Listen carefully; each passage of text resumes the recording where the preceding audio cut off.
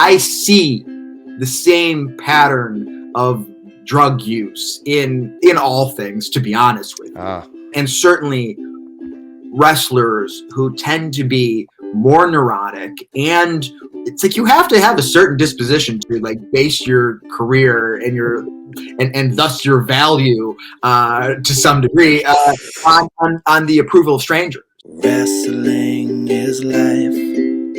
Wrestling is life. Wrestling is life. Is wrestling. Welcome, everyone, to another episode of Wrestling is Life is Wrestling with Cody Diener. I am Cody Diener, and I am a professional wrestler. I'm a professional wrestling producer with TNA Wrestling. I'm a professional speaker traveling around North America, sharing my story with youth across the nation. I am also a husband to one beautiful wife and a dad to 4 awesome kids, and I am a podcaster. This is my podcast. Not just a podcast, guys, but a top-rated podcast. Just this week, I got the data in, and in Japan, I was the number 4 top wrestling podcast in Japan. So, to my Japanese listeners across the world, thank you so much for joining us again here and helping us be a top-rated podcast in Japan and worldwide. Man, I got listeners all over the world. This is such a cool thing. I wasn't expecting it when I started this project, so thank you from me to you. You guys are awesome. I appreciate the support. Ways you can support is by rate, reviewing, and subscribing to this podcast on your platform of choice. Take a screenshot of yourself, listen to this right now, and put it up on your social media. Tag me at Cody Diener.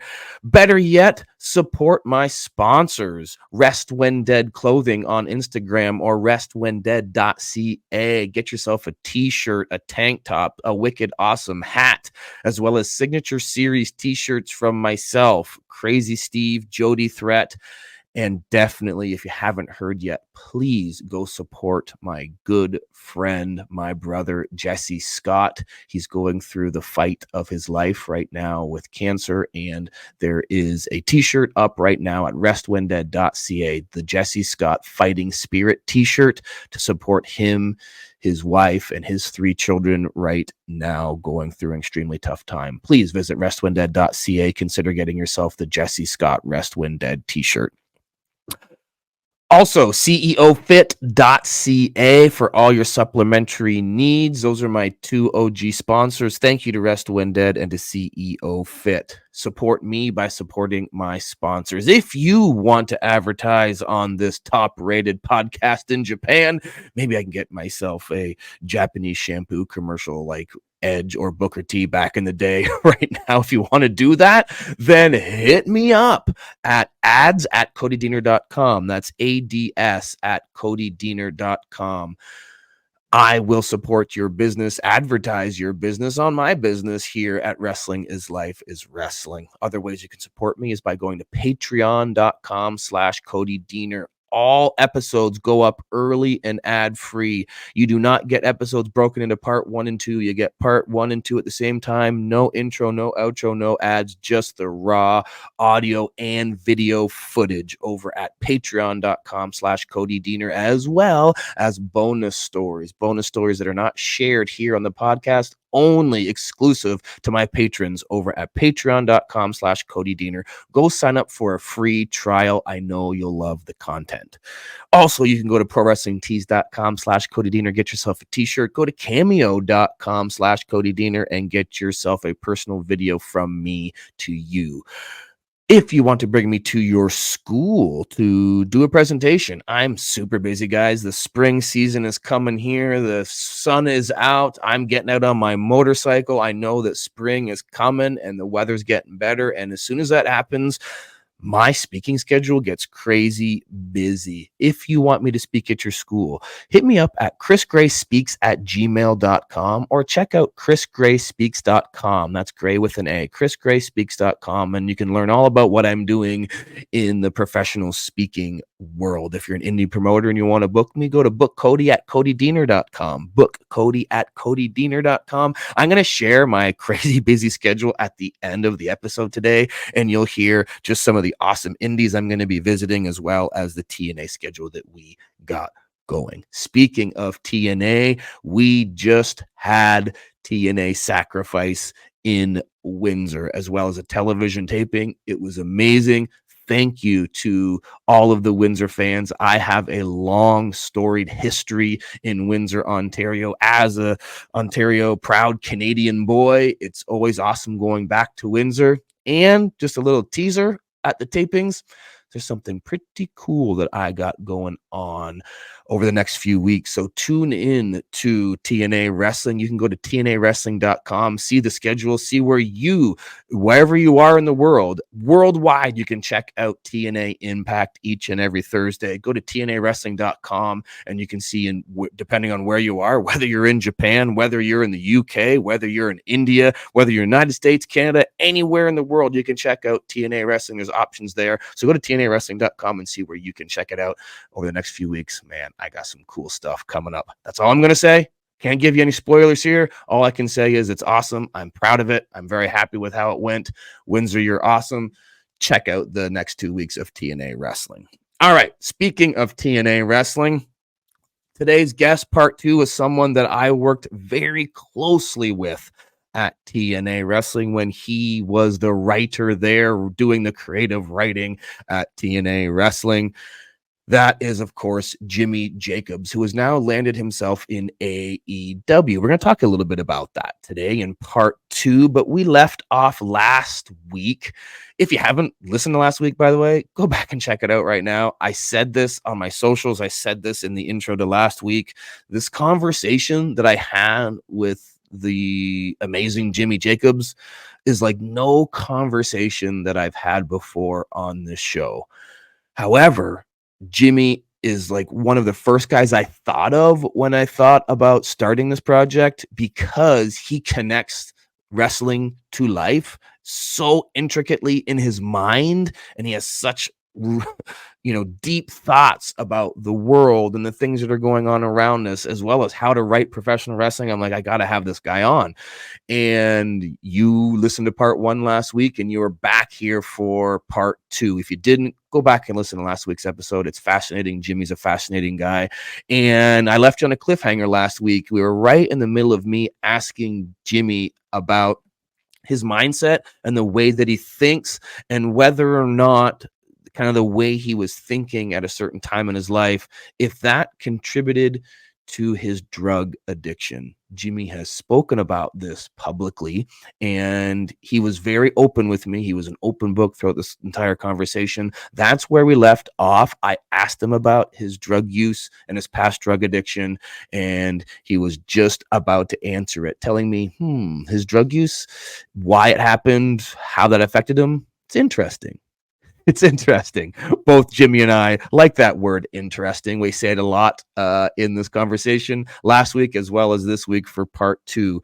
So if you are someone who has struggled, or maybe you're struggling right now with drug addiction, I think some of the things that Jimmy's going to say are going to help you. I think a lot of things that Jimmy has said, both in part 1 and today in part 2, is going to help you. If that is you, please hit me up on @CodyDiener and let us know that something in this conversation helped you. It's one of the reasons why I decided to do Wrestling is Life is Wrestling, because I thought that we could help some people by just sharing the stories and the struggles and the life of these people that I've come in contact with in this wonderful, wacky world of professional wrestling. So if that's you, let me know. And it just helps me know that what I'm doing is right, and I know what I'm doing is right, and this project is the right thing, because we got conversations like this one coming up. So without further ado, let's listen to part 2 with a very creative, awesome, open book friend of mine and now yours,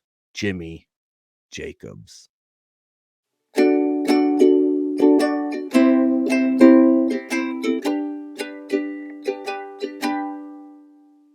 So that's why it's so important to understand yourself, to know thyself, because otherwise this experience in this place we're in feels like a thing that is just being thrown at you and bombarded at you, when the truth is that you are a co-creator of the experience. And there's a lot of, that's a daunting idea that people don't like to really take ownership of, because it's daunting. Yeah. It really means that you're responsible for your life. Yeah. Is this, I'd like to, as you're talking, I want to ask you a personal question, and you don't have to answer it, and we can even move on. But you have talked about it publicly in the past. Like, are these types of things that you're saying in terms of how it can get daunting, or you're kind of scared? So people can maybe get scared to even recognize or explore these things. Is that something that either led to or was the cause of drug addiction for you? The drug addiction's an interesting thing. It's interesting. Like, you're cool talking about it? Like, yeah. Okay. I don't know exactly.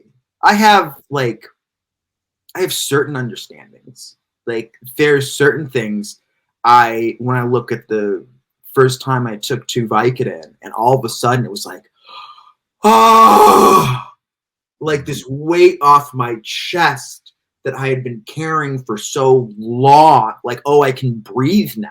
Like, I understand why that continued to seem like a good idea to me. I can speculate things like, maybe I'm a sensitive guy, insofar as I have a, it's sort of innate proclivity. And life is hard. It's hard, and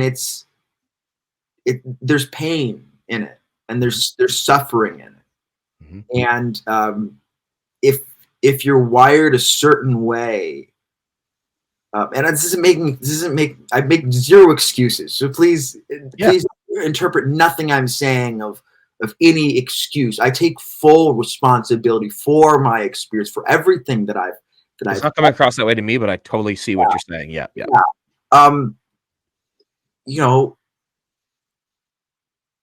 For some people, it seems like that's the best they can do for a while, to deal with suffering, with the inherent suffering of life, because there is, like, there's no way around that. There's no way around suffering. It's here. And if you don't confront it, it will just accumulate. And that's what drugs does ultimately, right? You can't suppress reality. And drugs is a way to temporarily suppress what's going on. But just like, you can stick your thumb on it, you can put your, push it down, but that will come back and come up with a vengeance. That's so why? I mean, to some degree, because consciously or not, I didn't want to deal with reality, with what was going on. I used to joke of like, I just need a vacation from myself, because it's such a burden. It's so, I'm not saying it's more painful than anybody else's experience. We all have subjectivity to this experience, but it's like, I understood why I would just like need a break from the punishment I would put myself through, a break from the fear of everything and everybody. And that's what wrestling was. Right. That was a healthy expression of that. Here's a place where I feel safe just expressing anything and everything that needs to come out. And again, we're all wired, not just wired differently, but we're brought up differently too. We have different, every person has their own unique like maze, basically, that their homework is to get through. It's to sort of get through this maze and find the fullest expression of themselves, the most authentic, fullest, genuine expression of themselves. And by doing that, like, you give other people permission to as well. You lighten the load for everybody. Yeah. So I just, yeah, didn't have enough awareness to even begin to deal with those things, and that was the best way I knew how. I think something that's really cool, and this just popped in my head as you were talking, like, and it's maybe answering why to me as to why wrestling is something I'm drawn to, because I've always wondered, like, why am I drawn to this? Is it the bright colors? Is it these superheroes? Like, whatever. But like, for me, I have I'm naturally, like you said, like, whatever that means. I think I'm naturally someone that I'm curious about other people. I want to know why they do what they do. And then if I can figure out why they're doing something that is hurtful, maybe I can help them. That's what I've taken it to in the last number of years, because I feel it's very important for everybody else's well-being as well as my own to be helpful. Wrestling to me is really beautiful and cool because it can be the healthy drug for somebody. You said that, you were trying to escape something. That's a lot of people are, whether it's themselves or an experience or whatever. They're just trying to, like, escape it, or like, give me a vacation from myself. And if nothing else, it's more than this, but even if nothing else, what I love about wrestling is people can come to a fucking Legion Hall with 50 other people for 2 hours and, like, escape themselves and everything else and just get caught up in this beautiful, dramatic thing that's happening. And I've seen it be that for other people. I form relationships with fans that I literally see every month back at that same damn Legion Hall. They're drawn back to the Legion Hall with the same 50 people. I am, even though it's not doing anything for my career, but I'm also drawn to go back to that Legion Hall. Like, there's something really cool and beautiful about that, because I think it's like a healthy escapism rather than the unhealthy one that I see a lot of people do to themselves. Yeah, it can be, and it can be, taken to another level. It can be unhealthy. And I see the same pattern of drug use in all things, to be honest with you. It's okay. Certainly, and certainly wrestlers who tend to be more neurotic, and it's like you have to have a certain disposition to, like, base your career and your and thus your value to some degree on the approval of strangers. Absolutely. Yeah. And you see it, and you see people, like, still just, like, really finding what was comfort maybe previously in professional wrestling as still, it's like, if you can't keep running because it will follow you here now, and now it's followed you here, and now you're making other people's lives miserable around you because you are so insecure, you have so many things to deal with that you just refuse to deal with, and this make-believe world is now propping you up. So it's all, like, in a way, it's really great to have experienced drug addiction because it's so acutely untenable. Like, you can't keep doing it for forever. You die. It's dangerous. But you can keep running from yourself in different ways for a very long time. So I was grateful that I was like, oh, I have to, and now I have to confront what's going on here, as opposed to, I have friends that do things and I'm like, it will never get bad enough for you to stop and go, what's going on here? What am I running from? How do I deal with what's right here? How do I just, for once in my life, let go the armor and just feel safe and feel held by something greater than myself? It's a dubious task, because that's all we want. That's all we want. Everybody around us. You might not even think it because you're so blind from yourself. You might not understand all the armor you have up. You might have confused it with your personality, but really it's just coping mechanisms that you have up because you're scared. You're scared of everything. And you've created this character, this persona that you hold up through life because it's gotten you this far. But really all you want to do is just melt down and let it go and just release all the fear, all the tension that's stored in your body, the memories that's held in your body, and just let it all out and just go, it's okay. You're loved just the way you are, exactly how you are. And that's like, and that people don't understand religion. No. I didn't. Right.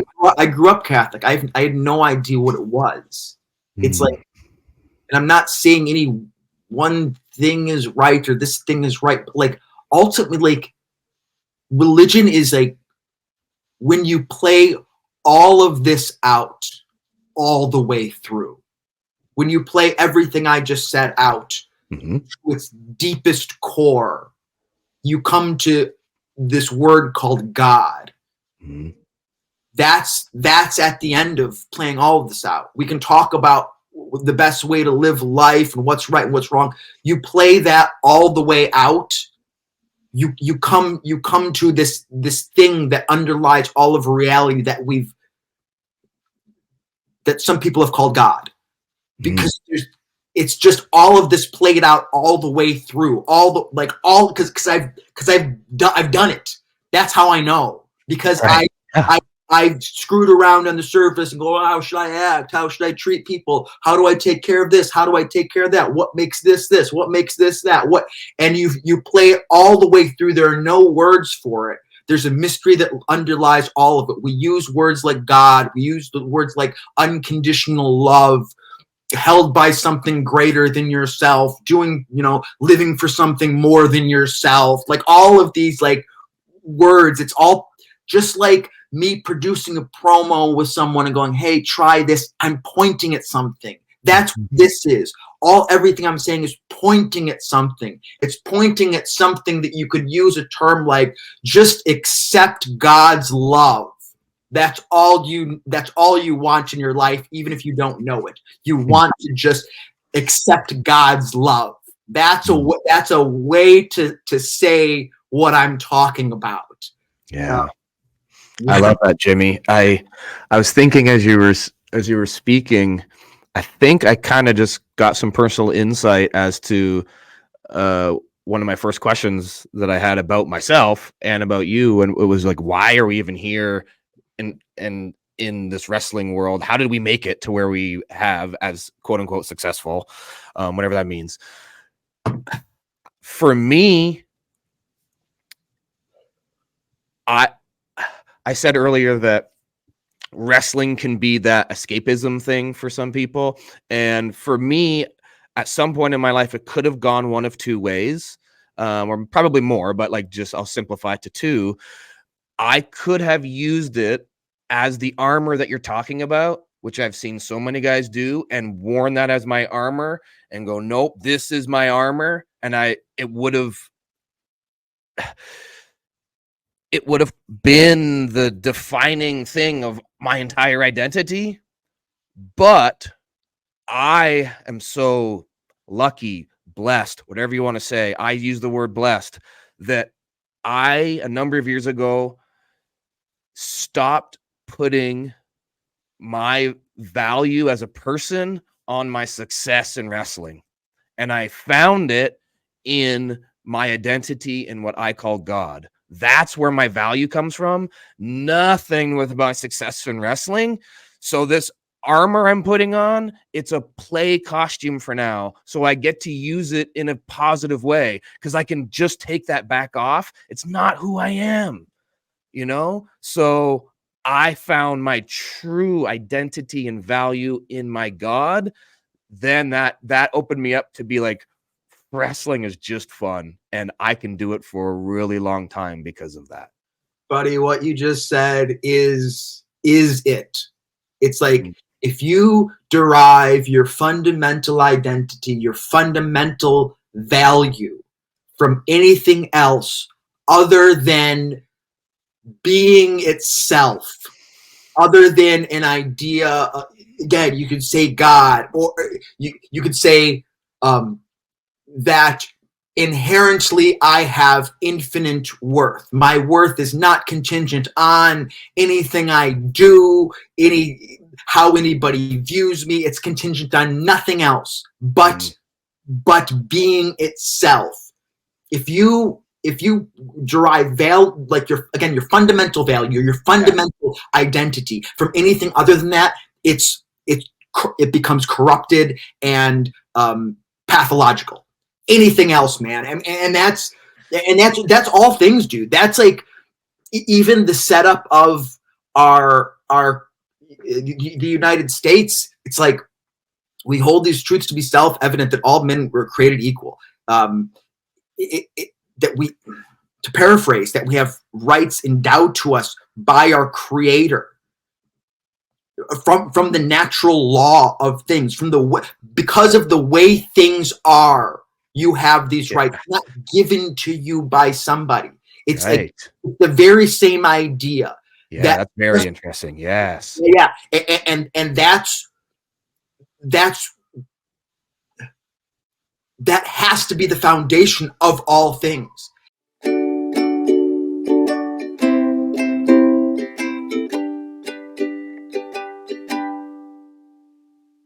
I want to take a pause from this conversation now to tell you about a very special and exclusive release happening over at restwhendead.ca. And that is the release of the Jesse Scott Rest When Dead Fighting Spirit t-shirt. Jesse Scott is not just a friend or a colleague of Rest When Dead, but he's truly a member of the Rest When Dead family. He's been a friend of the president of Rest When Dead, Aaron York, since high school.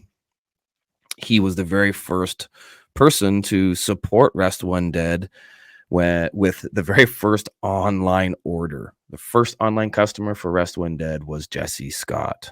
But his connection to Rest When Dead goes deeper than that. He is my friend and was there the very first day that I started wrestling school.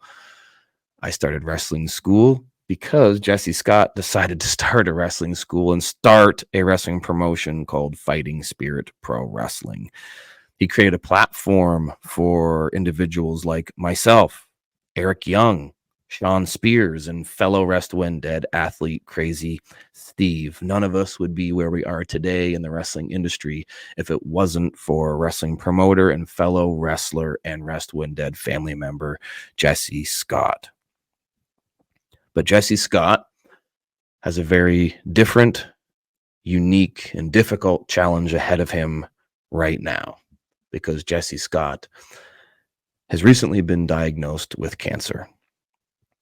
Jesse Scott has always been someone who displays a fighting spirit both in and out of the ring, and we know that he will display that same fighting spirit for the challenge that he has ahead of him.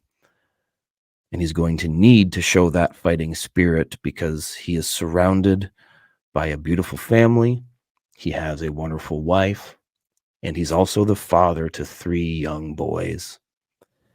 And in light of the challenges that are posed by Jesse's new circumstances and his wife's decision to prioritize time at home with Jesse and the kids, Rest When Dead is proud to introduce the Jesse Scott Fighting Spirit signature tee. Rest When Dead commits to donating 100% of the profits from this shirt to Jesse and his family to aid with their expenses with this challenge that is ahead of him. Furthermore, 50% of the profits from any additional Rest When Dead merchandise that's purchased in conjunction with the new Jesse Scott signature shirt will also be allocated to support Jesse and his family. So head on over to restwhendead.ca and consider supporting an amazing family man and a proud member of the Rest When Dead family, Jesse Scott.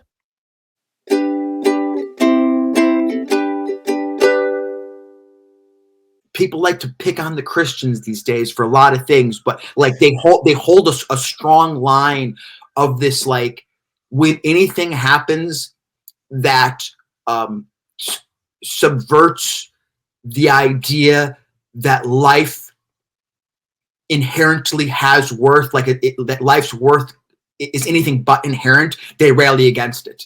And it's like, you know, with whatever, all sorts of things. Let's do something like euthanasia or whatever. And it's like, you know, take your pick. And I'm not making a stance on it. These are complicated things, but you need a voice there to go, no, look, you're starting to screw with the idea that life's value isn't inherent. You're starting to go, well, it's how I feel too, and I'm in and this and this. Once you start to put those conditions in there, that's dangerous. That's a dangerous thing. It's a dangerous thing. So it's a dangerous thing.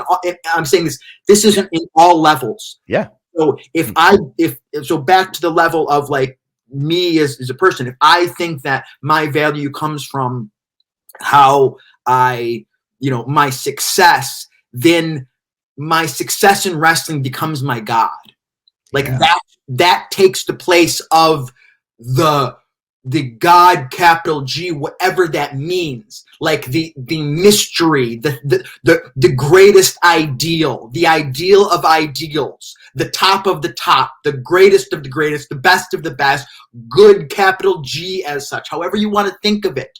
It's like if I start to think my value is derived from professional wrestling, that becomes God to me. That becomes the thing I serve. And that's when it becomes pathologized. So it's like everything in its proper order, wrestling is great, but nothing, let me repeat, nothing in this world is an end unto itself. It is only an end insofar as it serves the ideal of ideals. That's what makes it worth something. Otherwise, it's a quote unquote false God. And again, people might not, there's so much like religious trauma out there that people might not understand this language. And I used to have, so growing up Catholic and I became agnostic and atheist, I had this sort of religious trauma where like these words that I'm saying right now, I would go, what are you talking about? Yeah. God and this and that. But it's like, it's just a symbol system. Like, it's just a symbol system. It's a false God is just something that isn't the ideal of all ideals. And you're making something lower than the ideal of all ideals as the thing that you serve most. And of course, that's not right. It's not correct. That's not how things are lined up. That's not properly aligned with things. And so then I start to treat people poorly. I start to become a maniac around things. So anything I put not in that proper place, I'll stop here. You either consciously serve the ideal or you unconsciously serve something less than that. Those are your only two options, I promise you. You said earlier, you know, you're talking about stories that stand the test of time. As you're talking there, it's like, hey, man, this is, you know, the story of the Old Testament. Another word for what you're saying is like idolatry. You know, the whole Old Testament is just these people that were God's people. They're like, I want to make an idol. And then they build this thing and God's going, stop it. That's not the ideal. And then, oh, okay, sorry, messed up. And then they're trying to get the promised land. And then they build another idol and they're like building these things that like they're putting as their ideal. And God's like, it's just a story of just humans continuing to do that. Just as we do, that's a pattern in life. The pattern from that, it's the same thing. We do this. If you know, I have a lot of, you know, independent professional wrestlers listening to this, or people that have these dreams of wanting to get into wrestling. You know, if we can just bring it down to the microcosm, because it's wrestling is life is wrestling. If you are making your success of getting the ever elusive contract your idol in your life, then you are missing the point. Yeah. And you're setting yourself up for sadness and despair. And what you're not seeking, You're not seeking the ultimate good that you and I are trying to put into words in various ways right now together. Correct. Yeah. Just like producing a promo, like we're just pointing at things to going, look at what we're trying to point at. And look, because I've had plenty of false gods, still do to some degree. I mean, but one of the greatest things I got was what I wanted. And then I realized, like, oh, sure, there's nothing here. Yeah. There's nothing here other than me. That's it. That's the only thing when you climb up to the top of the mountain. And actually, it's not the top because there's another peak to go. The second mountain. I was just going to say that there's a second mountain. Yeah. Well, there's another peak to go because you go, oh, I just want this contract. It's like, okay, you get the contract. Now what? Well, I just want to be on NXT TV.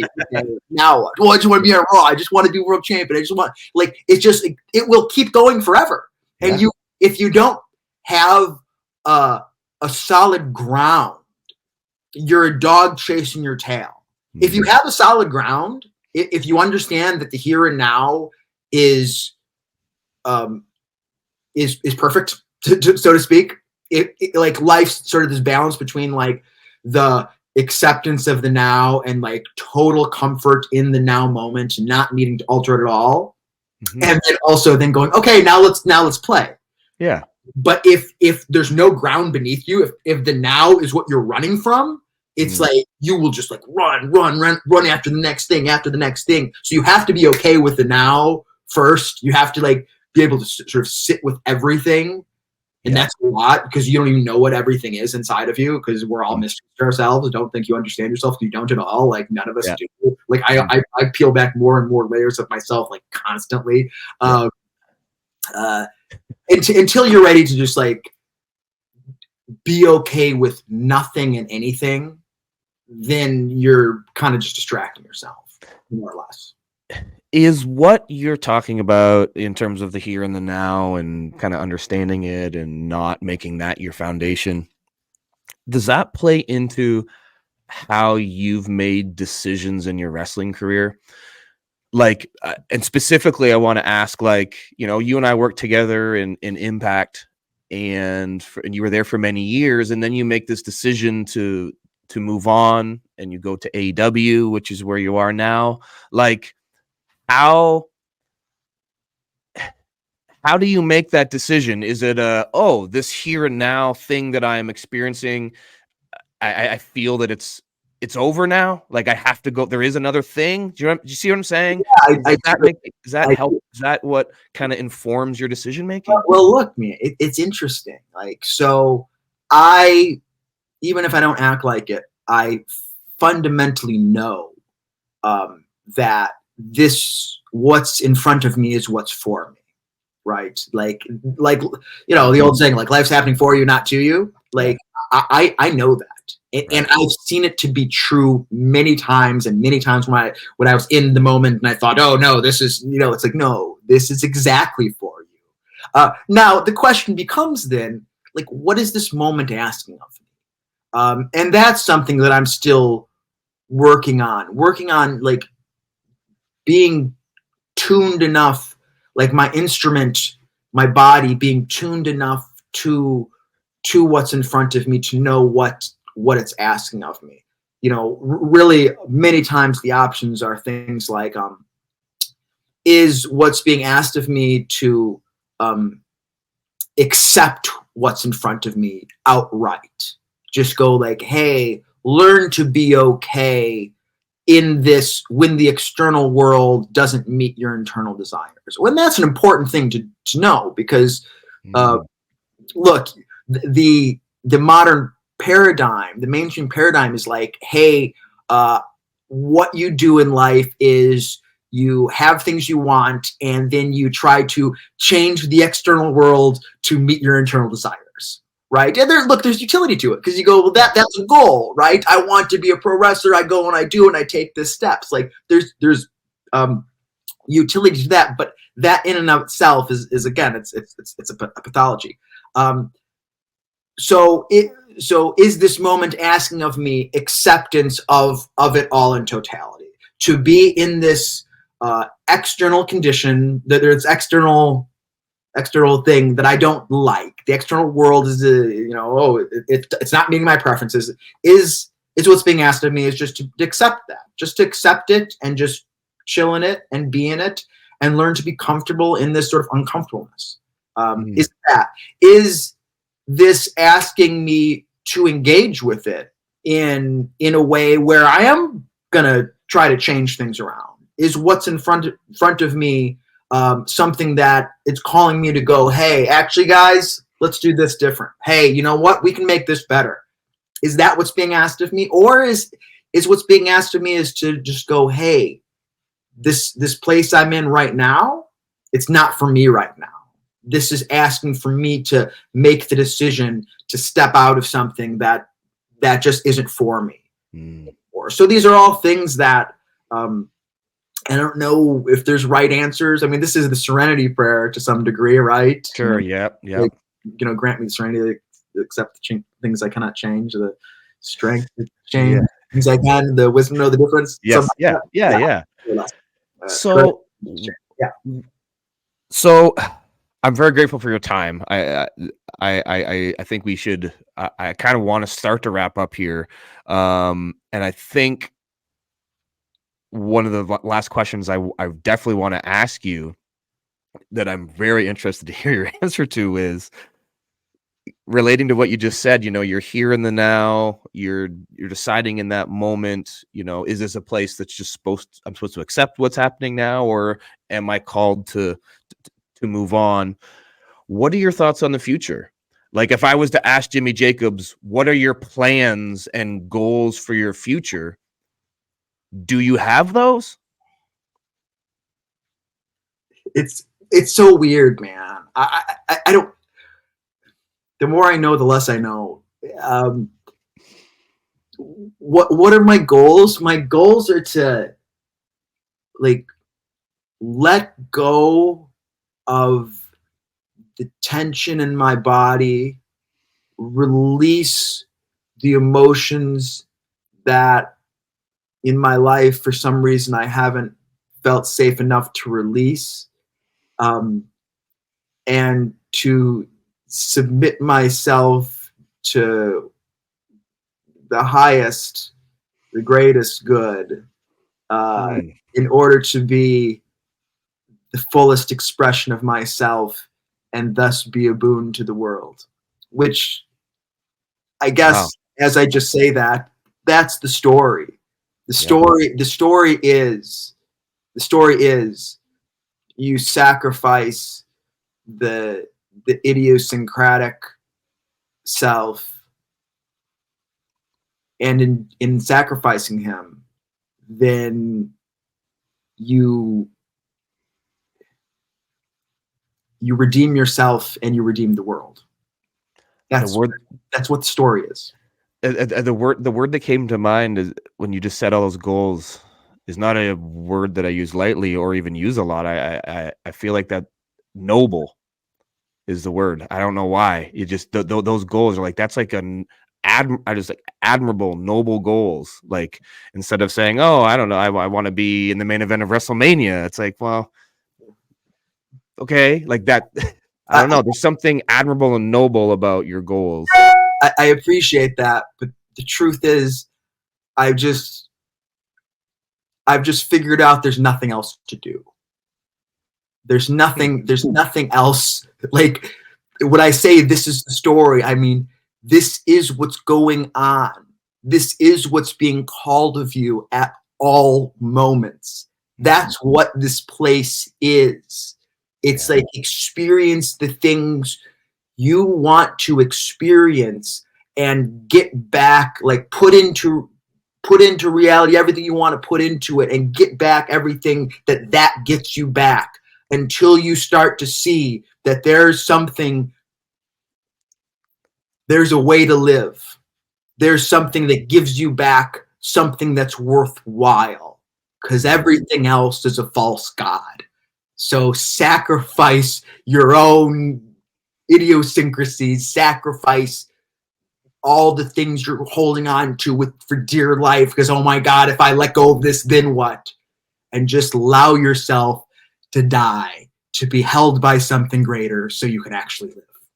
There's nothing else to do, man. That's beautiful, Jimmy. And I appreciate you very much sharing all those ideas and thoughts and being willing. Like I said at the beginning, I said Jimmy Jacobs is an open book. You've been that today. I appreciate I appreciate you. That's the way I'm going to put it. I just appreciate you, Jimmy, very, very, very much. What one thing that I like to do with my guests, and I don't even know how to even approach this with you because we've had this. I haven't had such a deep philosophical conversation with someone on my show yet. But one thing I asked them at the end is, "Hey, will you stick around and tell me a cool story for my Patreon website?" And I do like a bonus story where it's just like a couple of minutes, and I think I want to ask you. It just popped into my head. I think I want to ask you about Eddie Guerrero.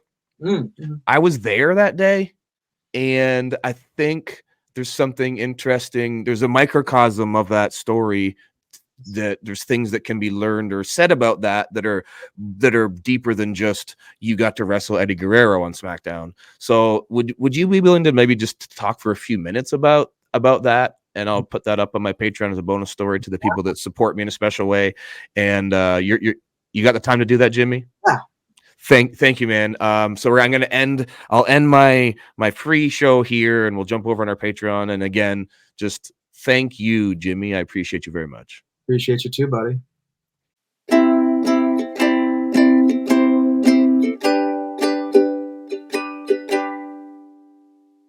That's going to do it for another episode of Wrestling is Life is Wrestling with Cody Diener and my friend Jimmy Jacobs. Whew, what did I tell you? I told you guys that this is like no conversation I've ever had before in the show, but I loved it. It's one of the favorite conversations of mine that I've had on this show so far. And I just want to, again, thank Jimmy for coming on the show, being open, being honest, and just having an awesome life conversation with me. If you want to get more of Jimmy Jacobs and listen to the bonus story where Jimmy goes into detail about working with the late, great Eddie Guerrero in WWE, and not just telling that story, but really how that changed his life and perspective. And we kind of look at the lessons that both of us learned from the experience that Jimmy had with Eddie Guerrero, because I was there that day as a WWE extra. I was actually watching him go over their segment from the sidelines. I was at ringside as Eddie and Jimmy were having their conversation. I was there in the flesh, and it taught me some things. It also taught Jimmy some things. If you want to hear about that experience and what it taught both of us, head on over to patreon.com/Cody Diener now. Sign up for a free trial, and you get all the bonus stories from all of my past guests, like Josh Alexander, Crazy Steve, Joe Henry, Steve Macklin, Deanna Purrazzo, Rosemary / Courtney Rush, Jessica Havoc. Oh man, the list goes on. David Sahadi. The list goes on and on. Head on over to patreon.com/Cody Diener and sign up for a free trial and get all that exclusive content. If you would like to bring me to your school, I talked about this at the top of the show. My spring schedule is heating up. Let me just tell you a little bit about some of the speaking I'm going to be doing. I'm going to be going across Ontario and also going to be headed to Saskatchewan soon and going into some schools, doing some youth conferences, doing some assembly presentations where they bring the entire school down to the cafeteria or the gymnasium. I'm speaking to hundreds, sometimes thousands of kids at the same time. Man, it's so cool. I'm so happy that I found this world of professional speaking. Man, almost a decade ago, I started doing it, and there was nothing else in my life that I was able to find that was even close to giving me that rush and feeling of accomplishment that wrestling has given me. Speaking professionally has absolutely done that for me. If you would like to bring me to your school or to your youth event or conference or whatever you might have where you need a keynote speaker, how about you hit me up at chrisgrayspeaks@gmail.com. Chris Gray with an A, speaks@gmail.com. If you want to learn more about what I talk about and what my professional speaking career is really all about, what I can offer your school or organization, head on over to chrisgrayspeaks.com. Again, that's Gray with an A, chrisgrayspeaks.com. You can learn more what I'm doing in the professional speaking world. If you're an indie promoter and you want to bring me to your promotion, why don't we do that? Or if you're a fan and you want to check me out live and in person, let me tell you just some of the places I'm going to be going. These people hit me up at bookcody@codydiener.com, bookcody@codydiener.com. They hit me up via my email. They booked me on their show, and I'll be busy over the next number of weeks. Tomorrow, if you're listening to this when the show drops on Thursday, tomorrow, Friday, March 15th, I'm going to be in Woodstock, Ontario with the debut of a brand new promotion called Dropkick Wrestling. I'm going to be going one-on-one with Daddy Davis. If you're not familiar with Daddy Davis, man, head on over to Dropkick Wrestling on Instagram. Check them out. He's a mainstay of Ontario independent wrestling. He's amazing. Check out Daddy Davis and check out Dropkick Wrestling. The following day, on March 16th, I'll be in St. Catharines, Ontario for Crossfire Wrestling, and I will be defending our tag team championship, brand new tag champs, with fellow Ontario professional wrestler Tyler Turva. Some of you might be familiar with Tyler Turva. He was in the TNA Wrestling Gut Check. He's had some appearances with TNA Wrestling. He's also had a few appearances with AEW. He's super talented. Somebody sign Tyler Turva right now, please. He's awesome, and he's my tag team partner with Crossfire Wrestling. You can check us both out on Saturday, March 16th. TNA Wrestling will be returning to the EC Dub Arena, also known as the 2300 Arena in Philadelphia, on March 22nd, 23rd. I will be there. March 28th, it's a Thursday, I'll be in Monroe, Michigan for IWR, Insane Wrestling Revolution. They got some wicked cool stuff going on. That's Rhino's promotion in Michigan. It's awesome. Check out IWR in Monroe, Michigan. I'll be there on the 28th. On March 30th, I will be at Top Tier Wrestling in Hamilton, Ontario. Also a fairly new promotion that's got some really cool stuff going on. Man, their roster is stacked. They have a super stacked event with stars from all over the world coming in on March 30th in Hamilton. Again, that's Top Tier Wrestling. If you fast forward to April, on April 13th, I'll be in Niagara Falls, Ontario for the return of Neo Wrestling. Neo Wrestling is where I started. It's the first promotion I ever worked for, wrestled for, got my start. It's also, as you heard the commercial today and when I said at the top of the show, it's the home promotion created by Jesse Scott, who's going through a struggle right now with cancer. We are raising money over at restwhendead.ca and selling the Jesse Scott Fighting Spirit t-shirt. If you also want to just Google right now, just Google Jesse Scott Slam Wrestling. If you Google Jesse Scott Slam Wrestling, it'll send you to a recent article put up by the fine folks of the Canadian wrestling site Slam Wrestling. They collected a plethora of quotes of wrestlers from all across North America talking about how much Jesse Scott means to them personally and professionally, and where they wouldn't be anywhere in their career if it wasn't for Jesse Scott. I'm one of those people. I would not be even talking into this microphone, talking to you right now, if it wasn't for Jesse Scott and Neo Wrestling. He started Neo Wrestling. He gave me my very first shot in this business. He let me showcase my talents. He helped me increase my confidence. He let me get into the ring and connect with amazing wrestlers like a Showtime Eric Young, like a Danger Boy Derek Wilde, like a textbook Tyson Dukes. Again, gave some opportunities to a friend of ours, Crazy Steve, Sean Spears.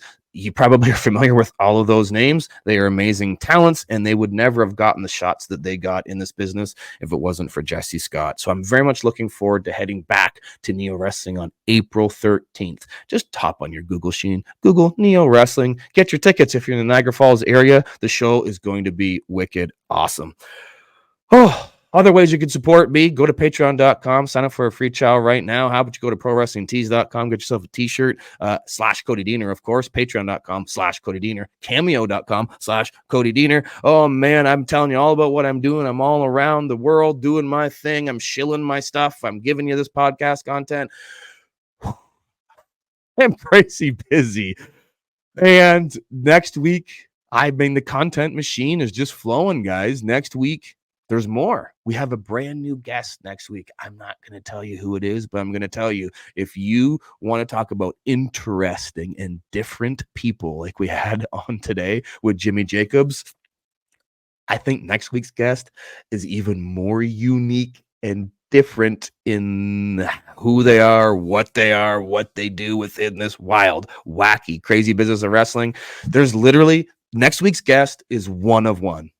One of one, guys. There's nobody else in the wrestling industry like my guest next week, who I have also known since my Neo wrestling days back in the day. That might be a hint for some of you thinking, oh, who is this going to be? Unique, different, wrestled with Cody back in Neo like 20 years ago. Huh? Who is it? He's also a Canadian. There's another hint for you. But other than that, I'm not going to tell you who it is, but you can find out who it is because they're early and ad-free full conversation with this person will be up this weekend at patreon.com/Cody Diener. If you're not convinced to get a free trial yet, I don't know what's going to convince you. Go do it right now. Patreon.com/Cody Diener, and you will get next week's guest early and ad-free. If you don't want to sign up for my Patreon, that's okay. I'll convince you one of these days, but you can come back next week for free for another conversation with another wicked awesome guest where you will again learn the same thing we learn every week here on this show, and that is that wrestling is life